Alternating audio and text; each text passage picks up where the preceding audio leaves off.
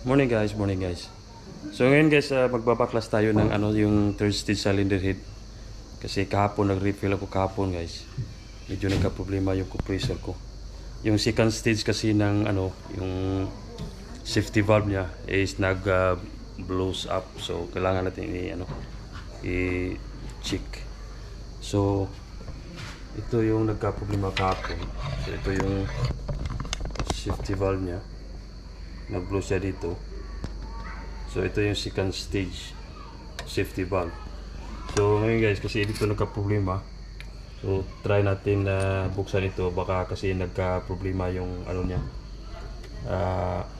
Valve plate at saka yung suction na valve niya. Okay?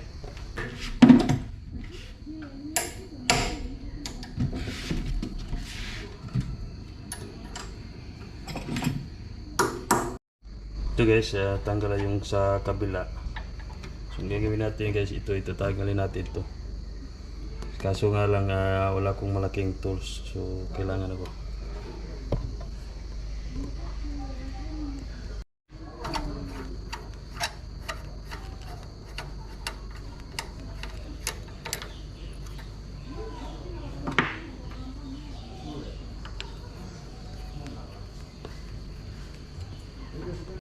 Tanggalan natin, so tatanggalin na natin Okay. So makikita nyo guys, talaga yung grabe ang dami ng carbon. So hopefully ito yung problema. Ito guys, kasi nag-blows up to kahapon. So ang gagawin natin is yung nito guys, yung na to, butas ito is one way lang ito. So i-try natin i-blow kung hindi siya mag-stop, it means o kung continuous lang ang pag-ihip natin ng hangin, so it means ito yung problema. Okay?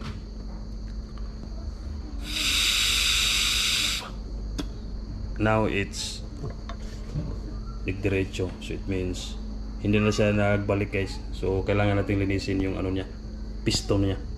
Okay? Kasi one way valve lang ito guys one way valve lang. Okay.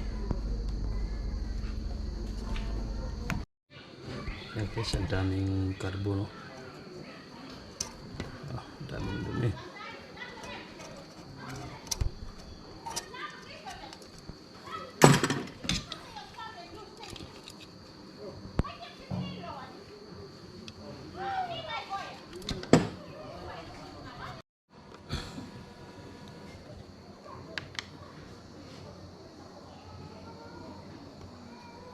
Ayan guys. Tagal ko to guys. Ito. Valve, ito yung valve plate niya. Kaso guys, may nakabara. Ayan nasira. Kunting Ayan may kukunin natin yan.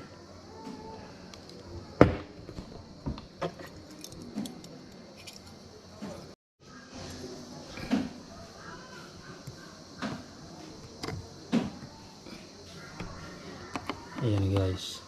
Ayan yung pumara. Para siyang plate So ngayon, tingnan natin kung ano pang mga problema. Okay. Tatanggalin ito natin guys. Ito. Ayan. Kung makikita nyo guys, yun yung may sira.